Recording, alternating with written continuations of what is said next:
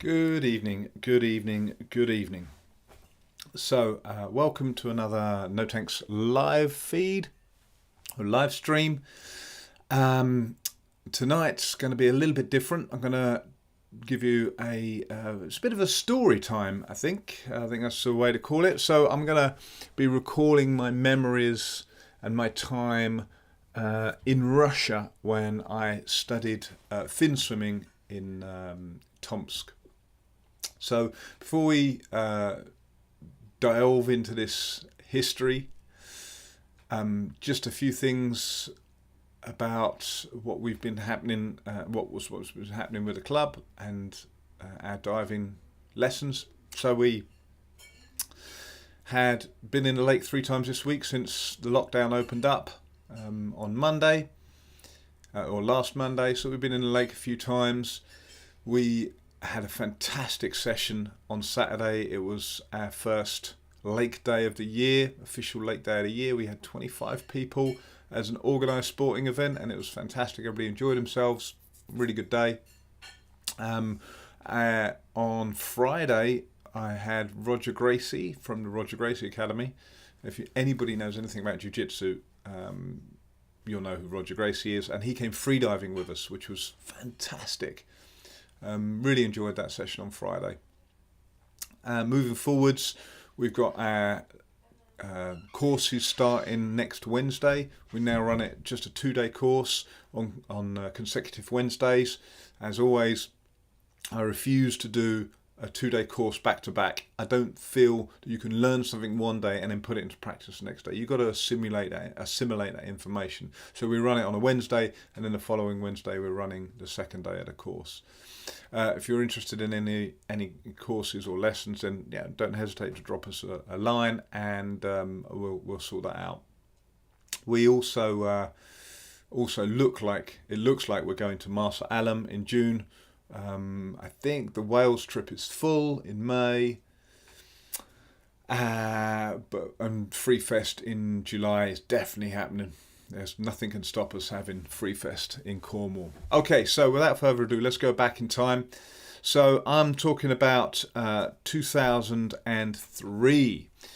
I had decided that in 2003 I was going to spend most of the year out of the country. And I was going to be doing a month in Russia because my instructor,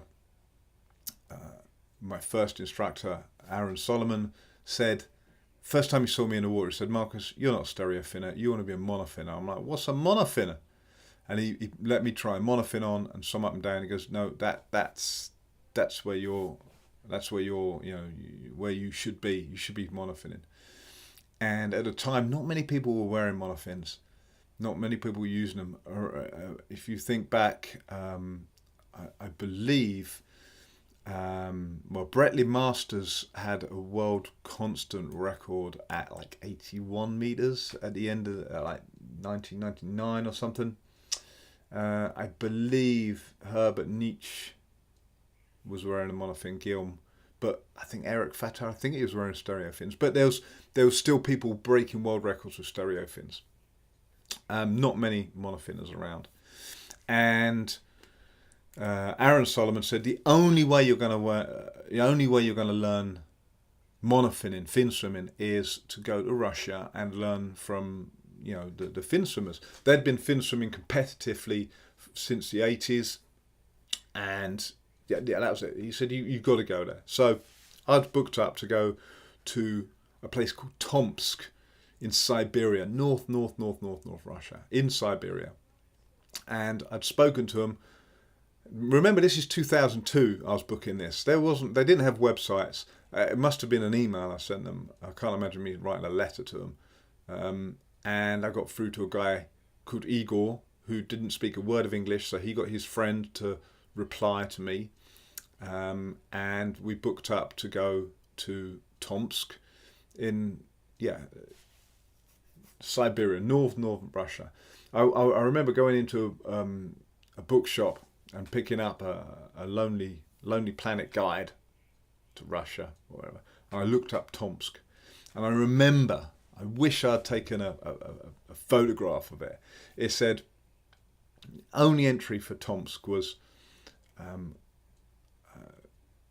generally considered safe since the nuclear leak in 1994 or something. That was it. Generally considered safe. And it reminded me of Hitchhiker's Guide to the Galaxy. So, generally considered safe. I was like, what? What nuclear leak? What? And they have a nuclear power plant down along the river from the town of Tomsk. And weirdly, all the government buildings in Tomsk are heated by steam that comes from the power station. So all around the town, these big silver pipes are piping the steam from the power station. And all the people who are homeless, they live underneath these big, tubes because they're warm. I presume if there's a little hole in one, then you could make a little house that was warmed by the steam that comes from the nuclear power station. Anyway, I digress. It was an amazing opportunity, and they said, "Yeah, come along, and you can train with the team only in the off season." So I had to go in March, and I could only go for a maximum of 3 weeks. They wouldn't let me go for any longer. They said I wouldn't learn. I would stop learning after 3 weeks. So I could only go for 3 weeks. And I remember at the time, monofins went around. A friend of mine called Hayden Welsh had just broken the UK record for dynamic, and he in a monofin, and he was on national TV, and he got this rubbishy, at the time it was the best we could get, but it was rubbishy training monofin, and he got it up, and they said, "Wow, have you invented this?" And he said, well, no, I haven't. It's people kind of use them. And they didn't. This was on Good Morning Britain. Nobody knew what a monofin was, but in Russia it was a national sport, and I had this opportunity to go over there and train with the world champions. So I flew over in March. In fact, a little point, as I was leaving for the airport, my then wife shouted out, "Marcus, yeah, bye. I think I'm pregnant," which is why the rest of 2003 didn't happen quite as planned, because she was pregnant. But I couldn't cancel the trip. I was literally walking down the stairs to leave the house. Anyway, so I flew over to Moscow, and the plane was odd. It wasn't like the planes we're used to. The air hostesses went through the kind of safety procedures, but very, very haphazardly. I didn't understand why. But then when I flew from Moscow to Tomsk, it was on a local Russian airline in 2003, and they didn't have a safety briefing. They didn't have. I don't think they had seat belts. They certainly had I remember a curtain. It was like a 70s. It reminded me of a 70s coach, that you'd go across England with in the 70s. They had a smoking section. They didn't have seat belts. You lifted up your seat and put your bag underneath your seat. It was just like, whoa. Obviously, you didn't need life jackets because we weren't going over water. But yeah, for me, a Westerner, it was pretty strange. Anyway, so got to Tomsk in March, so everywhere was frozen, and I got picked up at the time. And now I'd call him my friend Andy, as we called him, Andre, or pronounce it in Russian. I just called him Andy. His family said they'd put me up if I spoke English to him, so he could practice his English. And he was on, the team, the world champion team. Now I have to kind of put in here, I was training with the world champions, but the world champion 12 to 14 age group, and I was 30 then, and I was thinking, training with 12-year-olds, I'm a fit and healthy kind of guy, been freediving for 4 years, I'm training a lot, I've met Loic over in Nice, and I was training over there quite a bit. But I tell you what, it was something else. Considering in England, I kind of give you the idea that nobody had heard of monofins. Turn up at the school where the pool was that they trained, and I opened a cupboard, and there was a rack of maybe 50 monofins. A purpose-built monofin rack. And I went, wow. I mean, like, I didn't even have a monofin. I was hoping that they'd be able to kind of provide me one or make me one. Because they had a master fin maker there in Tomsk. Oh, wow. And he said, oh, this is just one club. And every cupboard, every door along here is a different cupboard with a different monofin, a Finswimming club. I was like, wow, this is just insane. And they trained every day. These 12 to 14-year-olds trained every day, in the morning before school and in the evening after school, every day. And Andy, the guy, the boy guy I was staying with, I remember one day, I mean, I was knackered. You get up in the morning, before school, 2 hours. So in the morning, it was an hour of gym work and an hour in the pool. And after school, so I'd train there, and I'd go home and collapse in bed. And then get up, eat chocolate bars, go back again at 3 o'clock, hour in the gym, hour in the pool. And I was absolutely knackered. I mean, their training was hardcore. And I was in the car with Andy. Oh, stop the car. And he just got out of the car and went and played football, knee deep in snow with his mates. Obviously, they'd cleared the football pitch to play, but it was knee deep in snow. And I'm like, how are these guys doing it? You know, just insane training. Anyway, we trained every day. And I was there for 2 weeks. And then the last week, Hayden, who I'd mentioned earlier, the British record holder, came over also and joined me he was there for just over a week, I think, and trained with me. And it was a beasting. They trained every day, 2 hours, and it just larruped me. They also had a university there. For some reason, they had a deep tank in there, and they said, "Oh, we got a deep tank. You freedive. Come dive with us. Show us freediving." And then we put their monofins on, and this deep tank. It was like in the store cupboard of the university. It was so strange. I've looked for the photo. I've got a photo of it somewhere, but I can't find it anywhere. It was maybe 2.5 meters across, and the water was freezing cold. We only had our speedos with us because we were only there for Finswim training. And I remember getting in and just going down. It was maybe 3 floors, so maybe it was 10 meters deep. I have still to this day have no idea why they had a deep tank. Well, deep, 10 meters deep, 2.5 meters across, freezing cold water, no light in there. But they were like, "Oh no, you can't go freediving." And we did. We swam down and kind of came back up, and it was like, that was really odd. But they were so enthusiastic to see us freediving that they took us, and we did that.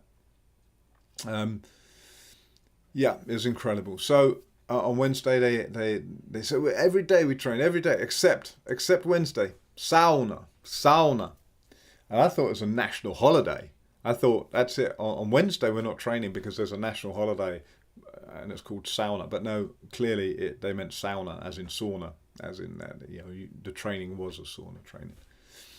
But that was incredible. So the guys at Skate made us, both of us, me and then Hayden, feel very welcome. Incredible training regime and situation they had there. They trained real hard. And one day I remember they said, "Oh, you freediver? We'll try it." And the maximum distance they race apnea was 50 meters. So they'd dive in 50 meters, and the world record at the time was, like, for the men's world record, was something like 18 seconds or 16 seconds or something like that. So it's insane speeds. But they said, "Oh no, for you we'll do 75 meters because it's freediving." And they had no idea about going slow or pacing or efficiency. They just went kind of fast. And they did 3 lengths. And went, wow, 75 meters. That's quite good. And the world record at the time was something in the order of 180 meters dynamic. The world record. And these 14-year-old kids do 75 meters, no problem. And one of them did another turn, bam, just did 100 meters dynamic without breaking a sweat. And I thought, yeah, when the Russians start freediving, then, when they take these skills that they've got and put it into freediving, the world is shut down. That's it, shut down. Anyway, so I trained there. I went to Nice straight afterwards and stayed there for a couple of months training, sleeping. That's a whole nother story. I became a freedive bum, like a surf bum, but I became a freedive bum. I lived at SIPA. They had a sofa in the SIPA that was run by Loic Lefebvre, and Guillaume was trained in there as well. And I lived on the sofa, and I kind of looked after the boat and stuff for a couple of months in the south of France, in Nice. And they also had a competition while I was there, and they said, and I remember that I had my monofin, which they'd made for me in Skate, in Tomsk by the company Skate, and I had this competition, and I was knackered. I was still knackered. I hadn't recovered from Russia, and then go straight to Nice, sleeping on a sofa. I wasn't going to do a good performance, but I remember just go, well, I'll do whatever distance I was going to do, and getting into basic position, and doing this dive, and I came up, and there was maybe 30 people who had walked my swim and watching me, because word had got out that I'd gone to Russia to learn Finswimming, and they all wanted to know what it was. And of course, training Finswimming is like really fast. The pace is not for freediving, and I knew that. And I knew that I'd have to kind of tweak it and slow it down. But at the time, I just kind of swam and just did whatever. And I say I came up and there's 30 people there. And I go, whoa, this is something else. At the time, they were doing most or all freedivers who wore a monofin were doing what I call a French style, which is big amplitude, arms out wide, really slow and gentle. And there was one guy there, and they said, oh, you look too tense, I mean, I didn't do too bad. I can't remember what distance I did, but I didn't do too bad. One guy came up to me and said, Marcus, what do? I have to learn this. And so I gave him some techniques, and gave him, said, try this. And he, I can't do that. I said, well, when you can do that, and, about head position and shoulder flexibility. And actually, that turned out to be Guillaume Neary. And next time I saw him from England, I came over from England and gave him a pair of rubber training fins that I'd brought back from Russia. And I believe he joined the local Finswimming club. There was a small Finswimming club in the south of France that he went and joined. And that was 2003, and he started getting a really good monofin style back then. But everybody else said, oh, it looks too tense. You want to be nice and relaxed and stuff. But he realised that if you trained tense and then relaxed a bit, you'll have a lot more efficiency than if you trained relaxed and then relaxed a bit on competition day. You're just, floppy. I also went to Cyprus that year, which was the Howard Jones freediver competition. And there was this lady who turned up who brought her son, and I was showing people this fin swimming. I had a monofin with me, and I was showing people fin swimming, and people, wow, in the pool. This is the Russian stars, and this is the way you fin swim, not like this soft stuff, but basic position and driving the chest. And Martin Stepanek was there, and he was a fin swimmer when he was a kid, and he'd always said, I'd never put a monofin on again. It was painful. But he did. He put it on and kind of joined me in the session. And there was this lady turned up who had brought her son along. Natalia, I think her name was, and his name was Alexey. And she was like, yeah, this is it. This is what you should be doing. This is how you do it. Yes, yes, yes. And this is when I first met Natalia and had a long conversation with her about, you know, Finswimming. And Alexey was there, and he was too young to enter the competition, but he did a Russian record attempt, which was super close to the world record attempt. So he must have been 17, because I believe you had to be 18 to compete in the World Championships. So that was it. I had said, when the Russians come into freediving, that's it, game's over. And it was that year that Natalia turned up in Cyprus and started having this conversation about Finswimming. Ant Williams was there, and he was like, Marcus, tell me about this Finswimming. What are you doing? Tell me. And again, I just saying, well, I can only tell you what I can tell you, but you need to go to Russia to learn from them, because they're the guys. So to kind of cut a long story, which is so already quite long, but cut it kind of short. What do you want to take from this? What do you want to know from this? Well, what you want to know is that their technique back then is kind of the basis of where the training, you know, the modern Finswim training for freediving comes from. But I still believe that their techniques, proper, pure Finswimming techniques, are where you should be training. That's what you should be doing. And this is why when we go back in the pool, or when I got back in the pool, when I got a pool back in 2003, we set up a dedicated Finswimming class session every Wednesday in Tooting Pool, and it still runs today. Obviously not last year due to COVID, but it's Finswimming, and it was based directly on the Finswimming classes and sessions that I had in Russia. And Igor was, you know, the head coach. I took a copious amount of notes about how the classes were put together, what the exercises were called, and why we did the exercises.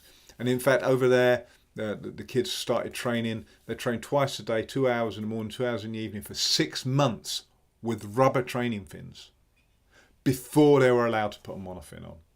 Because he really felt that the technique it's impossible to get good technique when you start with a monofin. It's too big, you haven't got the muscles to move a monofin, so you start with training fins, which again is why all no-tank sessions are run based on training fins. Training fins, the rubber, dolphin, training fins is what we use to train, because that builds up good technique. Then you can start to build the muscles, then you can put a monofin on and do 2 lengths, then you take your monofin off. Back to the training fins. A couple of weeks later, 4 lengths. A couple of weeks later. And there's no point in training for a whole hour in a monofin. They didn't do it in Russia. We don't do it, because you might have the perfect technique for 2 lengths, for 4 lengths, for 6 lengths.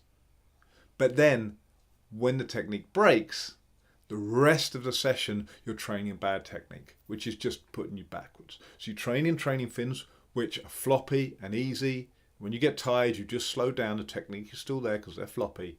You can train for the whole hour with good technique.